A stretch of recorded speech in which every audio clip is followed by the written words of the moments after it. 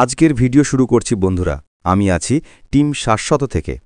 আপনাদের অনুরোধ করছি, ভিডিওটা ভালো লাগলে চ্যানেলটাকে সাবস্ক্রাইব করে দিও, কমেন্ট করে জানাও কেমন লাগলো। তো বন্ধুরা, আজ রাতে একটা ফোন এলো ঘাটাল এলাকা থেকে। পশ্চিম মেদিনীপুরের ভেতরেই পড়ছে জায়গাটা। ফোনটা এসেছিল রাত ঠিক 10টার সময়। আমি তখনও ভাবিনি এমন একটা ঘটনার সামনে পড়ব। তো যারা এখনও টিম শাশ্বত চ্যানেলটা সাবস্ক্রাইব করনি, এক্ষুনি করে দাও, কারণ আজকের ভিডিওটা হবে একদম রোমাঞ্চকর। রাত তখন ঘন অন্ধকার, চারপাশে নিস্তব্ধতা, কেবল ঝিঁঝি পোকার আওয়াজ। ফোনে বলা হলো একটা পুরনো বাড়ির মধ্যে কিছু একটা নড়াচড়া হচ্ছে, মনে হচ্ছে সাপ ঢুকেছে। সঙ্গে সঙ্গে আমি টিম নিয়ে বেরিয়ে পড়লাম। যারা এখনও ভিডিওটা দেখছেন, চ্যানেলটা সাবস্ক্রাইব করে দাও আর পাশে থাকা ঘন্টার আইকনটা টিপে দিও, যেন পরের ভিডিও মিস না করো। ঘাটাল পৌঁছাতে তখন রাত 10:30 বেজে গেছে। রাস্তা তখন প্রায় ফাঁকা, শুধু মাঝে মাঝে একটা দুটো বাইক যাচ্ছে।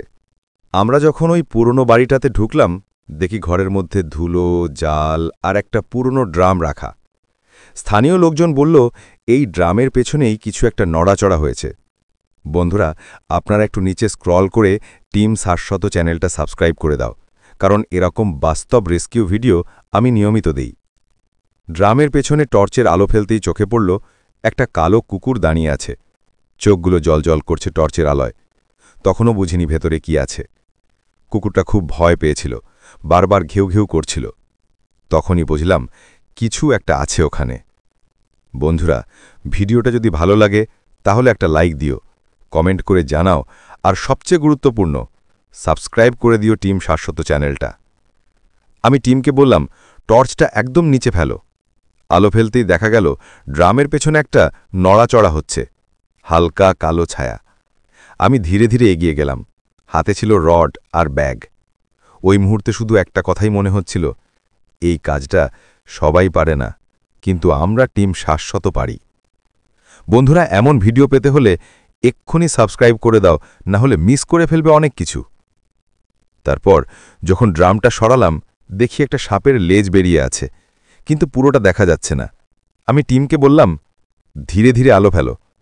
একটু পরেই দেখা গেল কালো গোকরা সাপ ড্রামের পেছনে গুটিয়ে বসে আছে। কুকুরটা ভয়ে কাঁপছে। আমি শান্তভাবে রড দিয়ে সাপটাকে নিয়ন্ত্রণে আনলাম। বন্ধুরা, এমন মুহূর্তে আপনারাও আমার মতো নিঃশ্বাস বন্ধ করে দেখছেন তো? যদি দেখেন, তাহলে এক্ষুনি টিম শাশ্বতকে সাবস্ক্রাইব করো। রাত তখন প্রায় 11টা। সাপটাকে আমি নিরাপদভাবে ব্যাগে রাখলাম। চারপাশে গ্রামের লোকজন দাঁড়িয়েছিল, সবাই মোবাইল বের করে ভিডিও করছে। সবাই বলল, দাদা, আপনি না এলে আজ বড় বিপদ হতো। তখন আমি বললাম, আমাদের কাজই তো এই, জীবন বাঁচানো। বন্ধুরা, এমন সাহসী কাজের ভিডিও পেতে হলে এক্ষুনি সাবস্ক্রাইব করো, শেয়ার করো, কমেন্ট করো টিম শাশ্বত চ্যানেলটায়। তারপর আমরা কুকুরটার দিকে গেলাম।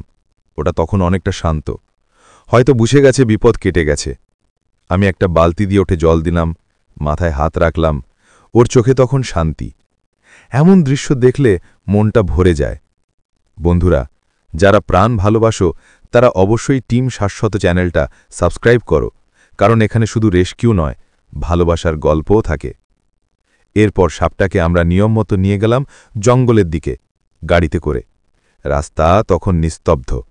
টিমের সবাই ক্লান্ত কিন্তু তৃপ্ত।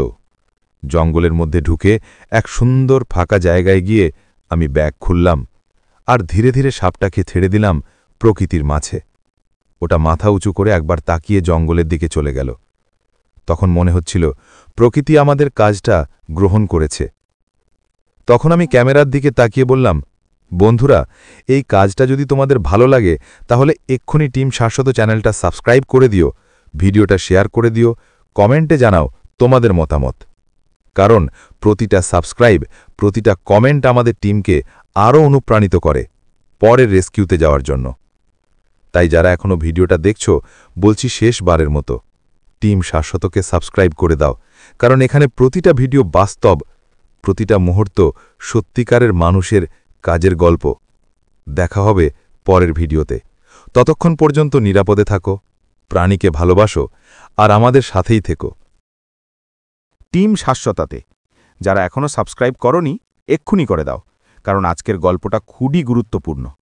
এটা শুধু একটা রেস্কিউ না, এটা একটা জীবন বাঁচানোর বাস্তব কাহিনী। তো শুরু করছি আজকের ঘটনাটা। জায়গা পশ্চিম মেদিনীপুর জেলার এক গ্রাম, যেখানে একটা ছোট বাচ্চাকে কামড়ে দেয় কালো গোখরা সাপ। বন্ধুরা, ভিডিওটা মন দিয়ে দেখো, আর সাথে সাথে টিম শাশ্বতাকে সাবস্ক্রাইব করে দাও, কারণ এই ভিডিওর প্রতিটা লাইন তোমাদের জন্য শিক্ষার মতো। ঘটনাটা ঘটে দুপুরের দিকে। গ্রামের একটা ছোট ছেলে বাড়ির উঠোনে খেলছিল। হঠাৎ মাটির ঢিবির পাশে কিছু নড়াচড়া হয়, আর সেই মুহূর্তেই ঘটে যায় দুর্ঘটনা। আমরা ভিডিওর মাধ্যমে সেই দৃশ্যটা দেখাতে পারছি না, কারণ ইউটিউবের গাইডলাইনে ওটা অনুমতি নেই, কিন্তু আমি তোমাদেরকে ঘটনাটা বাস্তবভাবে বলবো। সাপটা ছিল কালো গোখরা, বেশ বড়, আর গরমে একটু উত্তেজিত ছিল। কামড়টা দেওয়ার পর বাচ্চাটা চিৎকার করে ওঠে। গ্রামের লোকজন ছুটে আসে। কেউ বলে ঝাড়ফুঁকে নিয়ে চলো, কেউ বলে ওঝার কাছে চলো।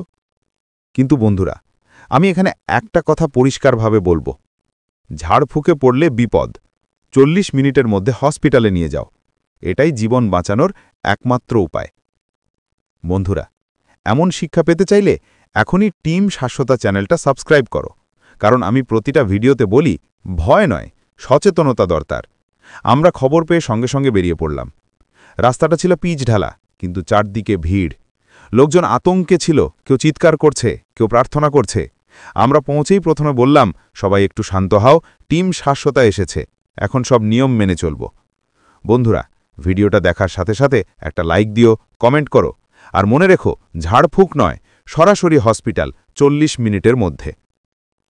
আমি টিমকে বললাম, প্রথমে বাচ্চাটাকে শান্ত করো, ওর শ্বাস নিতে সাহায্য করো। আমরা নাড়ির গতি, চোখের পাতা সব দেখলাম। সাপটা তখনও বাড়ির পাশে ছিল, কালো ছায়ার মতো গুটিয়ে আছে। আমি বললাম, সাবধান সবাই, ওটা কালো গোখরা, দূরে থাকো। বন্ধুরা, মনে রেখো, এই জাতীয় সাপের বিষ খুব দ্রুত কাজ করে, তাই 40 মিনিটের মধ্যে হাসপাতালে যাওয়া বাধ্যতামূলক। যদি দেরি করো, তাহলে বিপদ নিশ্চিত। আর এই কথাটা সবাইকে শোনাও। টিম শাশ্বতা চ্যানেলটাকে সাবস্ক্রাইব করো, কারণ এই তথ্যগুলো অনেকের জীবন বাঁচাতে পারে। বাচ্চাটাকে আমরা সঙ্গে সঙ্গে গাড়িতে তুললাম। রাস্তায় বেরিয়ে যখন যাচ্ছিলাম, গ্রামের অনেকে তখনও বলছিল, দাদা, ঝাড়ফুঁক করালে যদি ভালো হয়। আমি বললাম, না ভাই, ওটা করলে শুধু